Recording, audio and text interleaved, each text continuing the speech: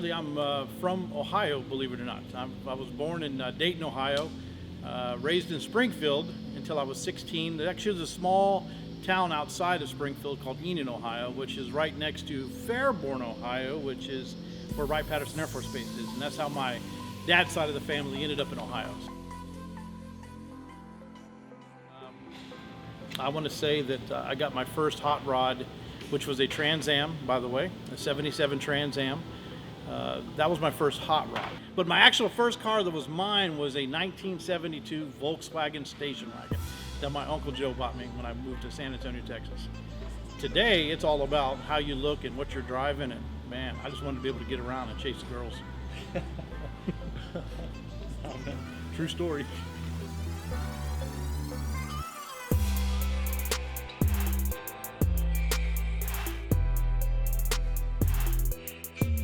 I was kind of really lost from about 18 years old up until, like I said, 21 years old when I had my Trans Am.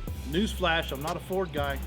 I am a Ford guy, but I'm not a diehard Ford guy. I'm a hot rod guy. So ended up getting a Mustang because I used to whoop my ass all the time. I mean, true story.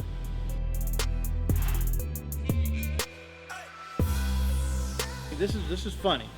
The only reason I started a company was to get a DBA so that I could buy parts for my car cheaper. That's the only reason why. So I could call it a business, and every time I called places to get parts for my car, I would say, hi, this is Mike with Texas Jam. That was the name of the company. Stood for Jeff and Mike. So this is Mike with Texas Jam Racing in San Antonio. Boy, we sounded official working out of our house. So anyways, you know, we got a DBA and it just snowballed into that.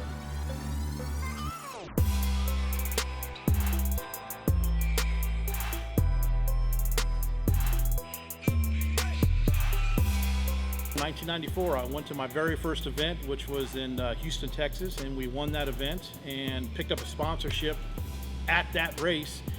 And the sponsorship was actually the transportation. So I was, you know, my sponsorship was getting transported from race to race, you know, during the 1994 season. We won that one, the next one, the one after that, and it was all, I was hooked, I was stuck.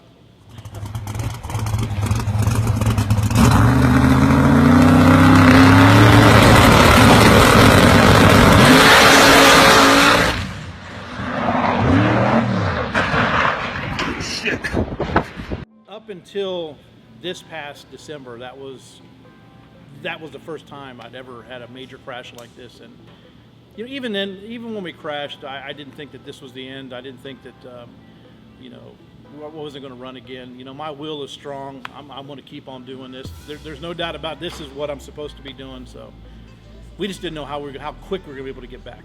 Financially, what happened was devastating. You know, a lot of people think, you know, and I've heard it before, 14-time world champion, can't even afford to fix his own car. It is what it is, man. You know, I also got 5 kids. So, you know, it makes it difficult, and it's not easy. You know, we are a motorsport company back home. My shop is a motorsport company, and it's, anybody that's in the motorsport business can tell you, you know, it's feast or famine.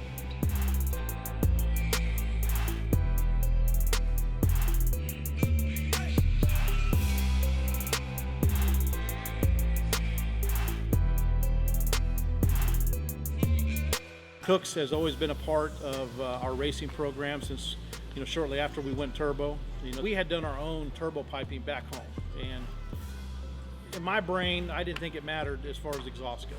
I mean, there's no way that some better headers are going to pick us up anything, and I was just amazed the first time I came here, and we did a turbo kit on the car, and we picked up, you know, 1.5 seconds just on spool time.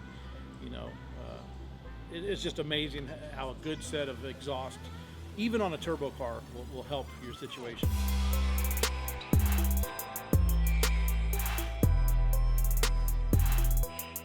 Kooks is known for being the best on the market. Bottom line, I'm not just saying that because we're affiliated with them, but even before I was affiliated with Kooks, Kooks was always known to be brand A. They are the best. They are, if you can afford the best, they are the best.